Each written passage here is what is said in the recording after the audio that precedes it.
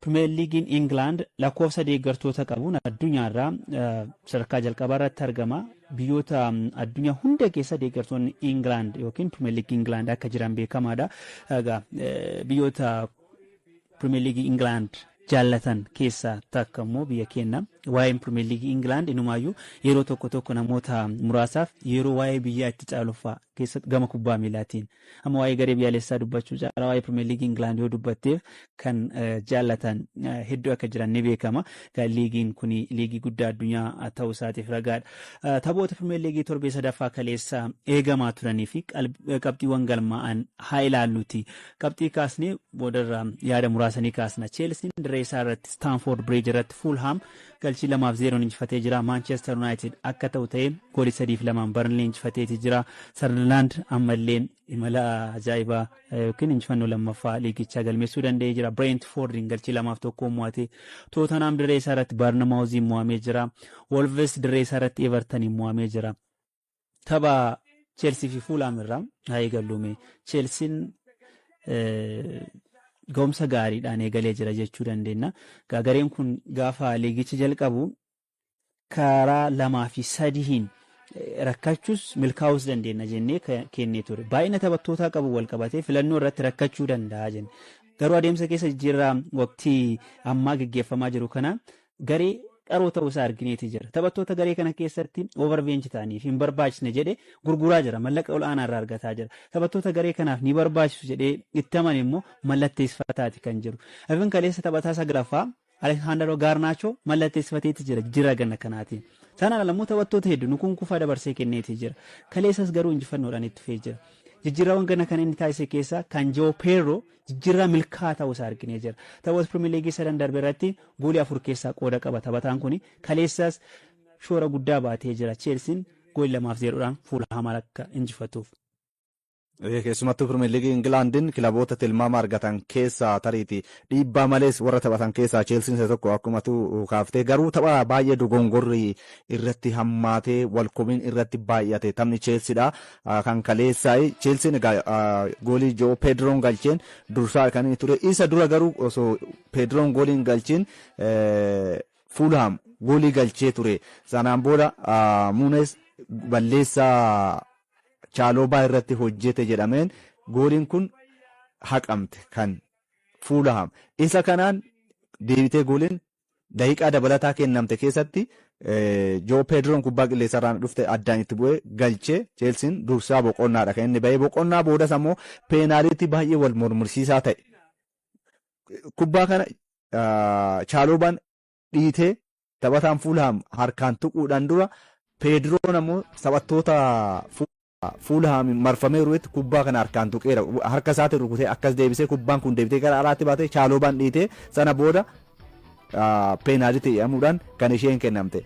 Leenjisaan Fulham Marco Silvan baay'ee aaranii inumaayyuu aara keessa darbanii aara kofalchiisu tokko hin kolfan aara kolfaa wayii kolfaa turan teessoo raate aara dallana waan godhan waan wallaalaniif akkas ta'e baay'ee dogongoraa balleessa inni hojjete kan jalqaba careless challenge jedhan yookaan immoo maalla dhibdeedhaan balleessaa hojjetamte garuu mucichi kubbaa miila tokkoon fudhatee isa miila fudhatee miila isaa Chalobaa irra dhaabbate akkaataan Chalobaan itti seene jalqabumaa miila isaa jala seene kan ilaaltu yoo ta'e baay'ee garuu immoo kubbaa san miila sanaan qabate miilattii san kubbaa fudhachuu qaba ture malee Chalobaa irra hojjechuu akka hin qabneedha isa san irratti hundaa'e gooliin kun Fulham jalaa haqamte sanaan booda Enzo Fernandes ammoo peenaalitii argatan galchee 2-0dhaan injifateera. Chelsea amma qabxii 7 walitti qabate Premier League England hanga Liverpool fi Arsenal irra taphateeti dursaadha jira. Taphoota 3 darbaniin hin mo'atamne.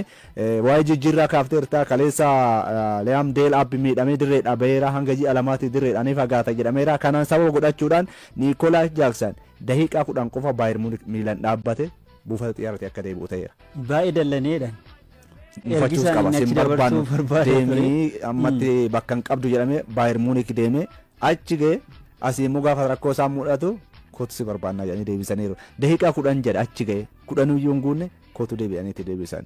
miira baay'ee gaddisiisaadha. Kanas ta'u garuu filannoowwan qabu keessaa immoo kan isaan barbaachisan itti fayyadamuu akka danda'u taphatichi bara darbee taphattoota Chelsea keessaa goolii hedduu kan galchiisaadha. Tarii darbee dogongora hin hojjeta balleessas hojjetee kaardii diimaa yeroo dirree dhabaa'u ni jira. Isa kana wal qabatee taphattoota deeggartoota Chelsea qeeqamaadha ture. Kanas ta'e garuu Chelsea egaa injifannoodhaan itti fufeera. Tilmaama waancaadhaaf ergame keessa arfaffaarra garee jiruudha Chelsea.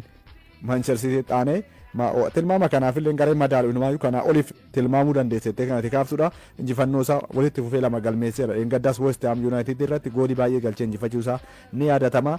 Qabxii murteessaadha Enzo Marescaadhaaf. Yeroon keenya illee waan deemaa jiruuf gabaabsiniiti hakkaasnuti. Manchester United reesaa irratti Old Trafford irratti jechuudha. Daqiiqaa 97 irratti peenaalitii Bruno Fernandes galcheen qabxii 3 argachuu dandeetti jira. Qabxiin 3 amma Manchester United argate kun akka qabbaneessituu Ruben Amooriif taatu itti abdatameeti jira. Amooriin ni yaadanna tapha darbeen Grimsby kilaba jedhamuun mo'ame. Baay'een komiin irra ka'ee jira. Inumaayyuu leenjisaa kanaaf carraan isaaf kennamu dhiphaadha amma booda kan jedhanis hin dhabamne. Tapha kaleessaatiin wanti argine garuu qabxii 3 argatee jira. Taphichaanis tapha fooyyee taphateetii jira. Dhugaa dubbachuuf Burnleen kilaba gara shaampiyoonshiippii irraa gara Premier Leaguetti guddatee fi akkasumara garee hin qindaa'in ta'uusaa tapha kaleessaa irratti mul'isee jira. Fakkeenyaaf dogoggora daqiiqaa dhumaa irratti hojjetan san Amad Diyaaloon akkaataan butuu isaa duubaatti Antooniin Amad Diyaaloo sarara peenaalitii keessatti yeroo murteessaa yeroo balleessas hojjeteera. Raawwachuun isaa xinnoo ammallee gareen kun akka isaa fuudha kan namatti mul'isu. Garuu tapha kaleessaa irratti Manchester United goolii kulan garee isaa irratti galcheen dursa qabate sana booda goolii Foster galcheen itti qixxaate Burnleen Mubiimuun daqiiqaa 57 irratti Manchester United akkasuma irra deebiidhaan akka dursu ni taasise. Antooniin daqiiqaa 66 irratti kubbaa wal tuttuqxe galchuudhaan wal qixxaataniin taphni kanaan itti fufee osoo jiru daqiiqaa dilee xumurameen kubbaa Ahmad qabatee sarara Ahmad Diyaaloon sarara qarqara mirgaatiin gara peenaalitii seene Antooniin tuquudhaan erga vaariin daqiiqaa dheeraa laallamee booda peenaalitii kennamte Bruno Fernandes galche. Fernandesii fi karra eegan Burnlee waan wal argan fakkaata. Xiqqoodhumaaf jalaa galche. Torbee isa achi dhaanus immoo peenaalitii dhabee osoo hin galchiin hafee jira. Jechuun xiinsammuun xiqqoo rakkina akkuma walii galaatti Manchester United duumessi wayii useera. Gaadidduu jala akka jiran beekamaadha. Garuu taphataan kun egaa kilaba kana keessatti taphataa murteessaadha jettee kaasuu dandeessa. Gareen kun yoo kufus yoo ka'us yoo waan taphateen qabxii hiratus yookiin waa injifatus garee kana qabee kan ba'u dursaa taphattoota garee kana Bruno Fernandes jedhameeti kan ka'u. Innis xiinsammuudhaan xiqqoo laafuu isaa taphoota lamaan dabarsine kana kan kaleessaa dabalatee arguu dandeenyeeti jira. Akka waliigalaatti garuu kaleessa Manchester United qabxii 3 argachuun xiqqoos ta'u leenjisaa kilabichaa fi deeggartoota kilabichaaf baay'ee ulfaataa ture. Amoorii teessoorraa takka as feegu dhiphina baay'ee stress keessa waan galan fakkaatu baay'ee dhiphatanii akka godhan wallaalan yeroo Bruno Fernandes peenaalitii rukutuudhaaf deemu miila isaanii takkatu ol fuudhanii teebilee gubbaarra kaawwatu waan godhan wallaalanii tapha garuu taphateera. Manchester United bara kana goolii galchuudhutti rakkoo ta'e. Dogongorri goolii eegas kaleessas gooliin isheen jalqabaa sun deebisuudha danda'a ture salphaatti goolii eegdootu irratti rakkoo Manchester United itti fufeera. Dhiphinni leenjisaadha qindoominni garichi gara duubatitti qabuuf sara gidduutu irratti kubbaa uumuu carraa uumuu peenaalitii tariiti kunya akkasuma imbeemoo goolii jalqaba Manchester United bara kanaa kan galche isa ture. Hanga kaleessatti Manchester United osoo jennu ofiif goolii hin galchine lama taphattoota garee isaa waliin morkataniitu ofirratti galche. Kanaanuu kilaba jalqabaati seenaa Premier League Englandiin taphoota baninsaa lamaaniin garee kilaba goolii osoo hin galchin gareen isaa waliin morkatan goolii isaaniif ofirratti galche ta'uudhaan reekoordii kana kan inni galmeesse Manchester United injifannoo jalqabaa liigichaas kaleessa kan inni ittiin argate waa baay'eedhaan dhiphina hamaa keessa ture. Kana alatti Benjamin Sesko Manchester United maallaqa guddaadhaan dhufe taphataan kun dirree keessa seenuu osoo hin taane teessoo jijjiirratti ta'e xiinsammuun isaayyuu gadi bu'eera. Dirree keessallee erga seene yeroo lamaan tokko kubbaa qilleensarraa addaan itti yaaleera. Kana alatti sochiin hundi taasisaa turellee hangas mara fooyyee hin turre Manchester United yeroo taphataa kanaaf kennuun xiinsammuun taphataa kanaallee akka yaadame osoo hin taane karaatti kufuu akka danda'udha. Hanga ammaatti taphoota dhaabbiidhaan hin seenne Amooriin waa'ee kana dubbatanii tariitii daqiiqaa 90 iddoo shaakalaa sirriitti hin wajjin hin hojjenne Beniyaamin Sheeshkoon jechuudhaan qeeqara kan isaan turanii deebii kana deebisuudhaan dhiphina hamaa keessa turanii waa'ee goolii eegaa kaasaniiru goolii eegaa jijjiirennaan jijjiireeraa jedheera. Ammas dogongorri uumamaadha. Manchester United keessatti taphataa ta'uun ulfaataadha. Goolii eegaa ta'uun ulfaataadha jedheera. Kaleessa osoo taphateen dura immoo dhiphina isaa keessa taphattoota kuyii yeroo tokko nan jibbaa jedhe. Galgala tokko ka'e ammoo Manchester United keessaa deemina taasisaa jedhe. Yoon barbaade immoo Manchester United waggaa 20 illee akkan turu immoo yeroo tokko abdiin toraa jedhe. Iddoo dhaabbii akka hin qabne leenjisichi tasgabbii akka hin qabne dhiphina hamaa keessa akka jiru kan irratti mul'ise keessaa kaleessa isa tokkodha. Kubbaa caalee taphateera dhibbeentaa baay'ee dhibbeentaa 62 ol kubbaa to'atee taphateera kubbaa 26 ol yaaleera kubbaa 6 qofa warri sun kan yaalan barnilee garuu goolii keessummeessaniiru dogongorri qindoomina dhabuun Manchester United bara dorgommii kanallee qormaata hamaa keessa akka isa gabanumaa tilmaamuun bara dorgommii jalqabaatiin rakkachuu isaanii garuu kaleessa immoo injifatanii boqonnaadhaaf taphoota intarnaashinaaliitiif bahuun isaanii darbii maanchuwaanin immoo isaan eeggataa isaaf hamma tokko akka itti qophaa'an isaan taasisetti kan itti kaaftu kanas ta'e Manchester United bara kanas ijaaramni isaa baay'ee akka isaan hafu kan itti mul'ate taphni kaleessa. Dhugaadha. Manchester United ammallee garee dunquuquu keessaa bahuu hin dandeenye ta'uu isaa argineetii jira. Hojiin guddaan hojjetamuu akka qabu jijjiirraa irratti illee mallaqa guddaa baasee jira. Garuu jijjiirraa milkaa'aa hin taasisne wantoonni si jechisiisan baay'een isaanii taphoota sadan kan irratti argineetii jira. Bruno Fernandes kaleessa peenaaliitiidhaan goolii galchee erga Manchesteritti makamee goolii 63ffaa isaati kan galchuu danda'e. Kunis riikoordii David Beckham goolii 62 galche caaluudhaan sadarkaa tokko akka ol siqu isa taasiseetii jira. Dhuunfaa isaatii riikoordiiwwan fooyyeffachuu irratti argama. Dhimma Manchesteris kanumaan golamneen Tottenham Hotspurs kilabiin kun taphoota lamaan jalqabaa injifatee ture. Kaleessa garuu dirree isaa deeggartoota 61,250 fuulduratti Barnamauziin goolii Ivaaniinsan galcheen mo'amuu danda'ee jira. Kilabiin kun bara kana taatee ta'uu danda'a jennee tilmaamuuf yaallee ture. Ta'us garuu tapha kaleessaa irratti caalamuudhaan kan mo'ame qabxii kana kaasnee akka waliigalaatitti immoo wantoota irratti xiyyeeffannu kan tapha Liverpoolii fi Arsenaalitti ceena. Tottenham tariitii garee jabaadha. Taphoota lamaan darban injifateera. Manchester City injifateera. Kilabichi tarii Thomas Frank haalli isaan ittiin garee kana qindeessan Muhammad Quddus garichatti dabalachuu isaa dabalate hammam fooyya'aa akka ta'e garee ittiin akeekedha. Kalee garuu dirree isaati irratti kilabni isaan waliin taphatan Bournemouth ni yaadatta yoo ta'e bara darbe kilaboota jajjaboo liigichaa ta'an hunduma isaanii mataa kan gadi qabachiise garee kana ture Bournemouth. Arsenaliin injifate, Manchester Cityin injifate, Liverpooliin akka kilaboota jajjaboo Manchester United qormaata jabaa kan dhaqaagalaa itti ta'e garee kana ture Bournemouth. Ammas Liverpooliin torbee jalqabaatiin qoree ture.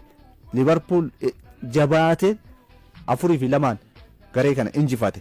Haalli Bournemouth garee kana ittiin qabatanii fi tariitii erga goolii dursanii galchanii ofirraa ittisanii ba'uun isaanii gareen kun imala injifannoo dhibbeentaa dhibbaa akka isaan itti fufnee fi Toomas Frankiif Tottenham harkaa dhaabeera. Garuu taphoota sadii waan ta'eef jalqabbii isaanii fooyyedha.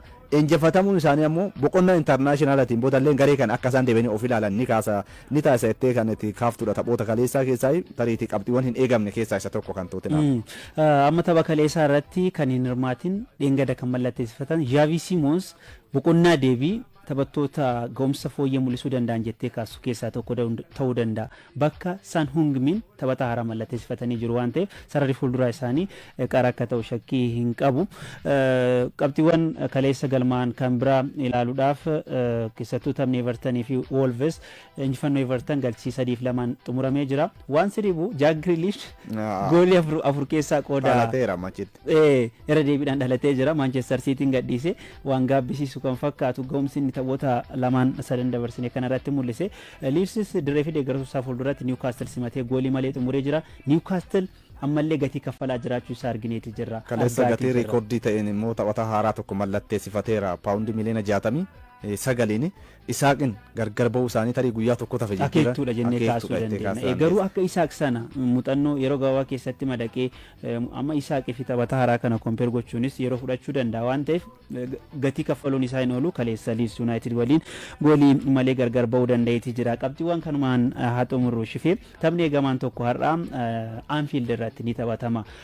Waraana kubbaa miilaa jedhu jaallattoonni kubbaa miilaa Anfield irratti Arsenal fi Liverpool morkiin kilaboota kanneen lamaaniin kallattii garaagaraatiin hiikkoon garaagaraa itti kennamaatii jira. Liverpool shaampiyoonii dorgommichaati. Arsenaal kan bara darbee dabalatee waggoota sadan darbee liigichaan sadarkaa lammaffaadhaan kilaba xumureedha. Kilabiin kun waggoottan lamaan dabarsine kan bara darbee osoo hin dabalatiin Manchester City'dhaan waancaa dhabe. Bara darbee City osoo eeguu Liverpool dhufee waancaa harkaa fudhate.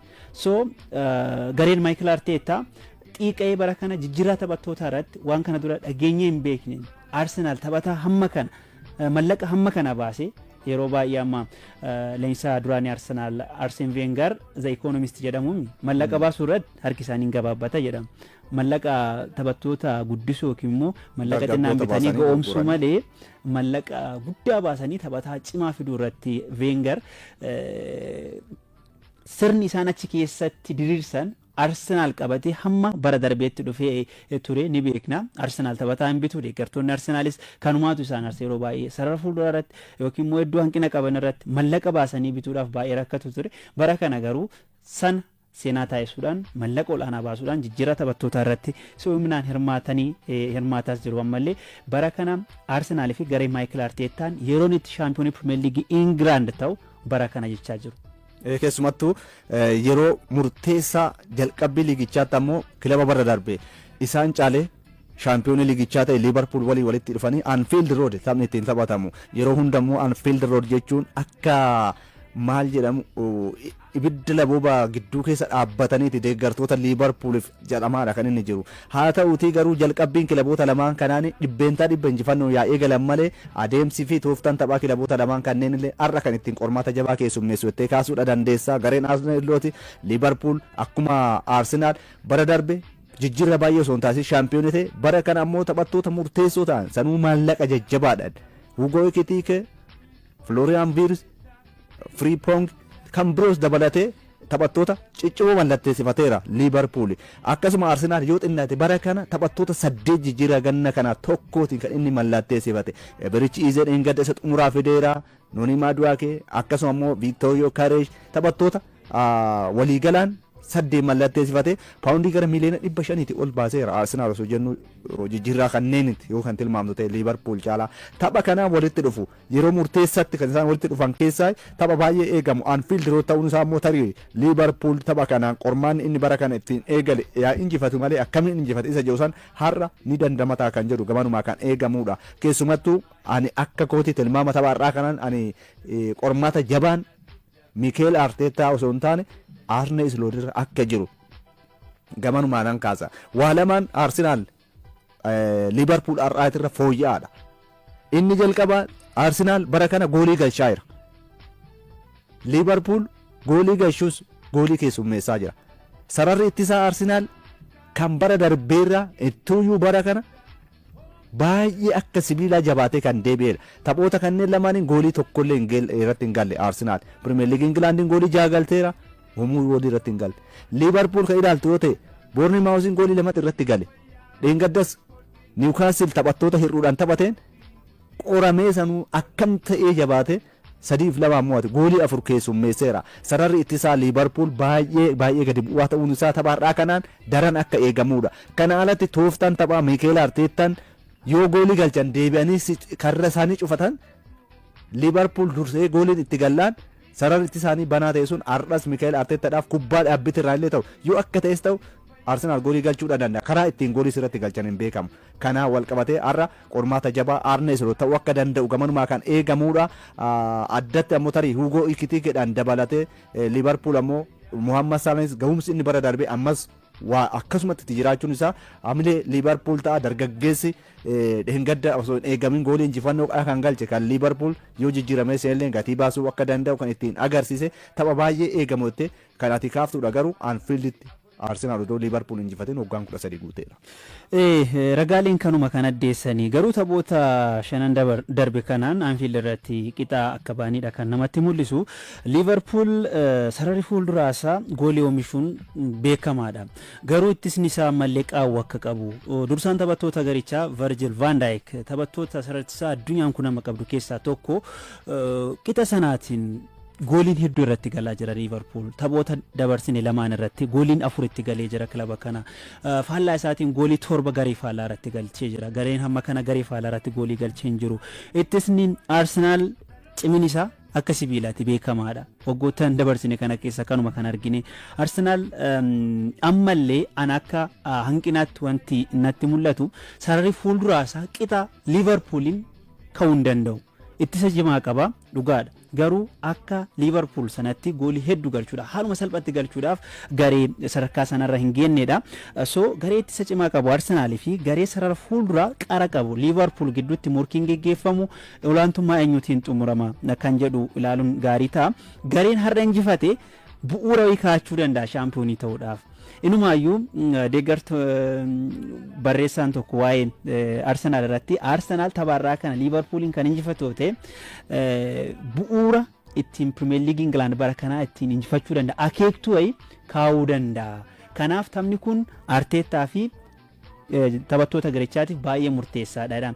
Yeroo xumuraatiif bara 2013 yeroo Anfield irratti Arsenaal Liverpool injifatu taphataa sarara gidduu ture Michael Arteetaan Arsenaaliif goolii 2-0 injifatan. Ergasii Anfield irratti injifachuu hin dandeenye jechuudha. Garuu taphoota garaagaraa qixa ba'uu danda'anii jiru. Qabxiin sadii har'a garee tokkoof Liverpooliifis ta'e Arsenaaliif qabxii baay'ee murteessituu akka ta'edha.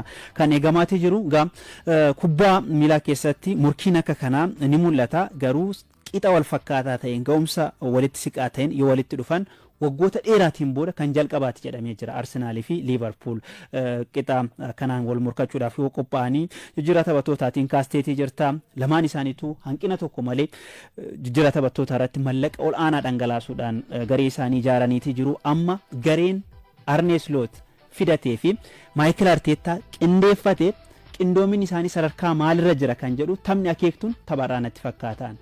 Qindoominni garee lamaanii kan itti madaalamuu danda'u kan ittiin vaaluuti gochuu dandeessu tapharraa kana natti fakkaata. Gareen dhugumaan qindaa'e. Arne Slot yaadate kaaftee jabeessuudhaaf yeroo murteessaa jalqabaa walitti dhufuun keenya isa murteessaa ta'e garuu ganama kanaan kilaba akka Arsenaal amma waancaaf morkatu kanaan mo'amuu hin qabnu yaada jedhu kan isaan kaasanii tariitii yaadni isaanii isuma kana jabeessanatti fakkaata.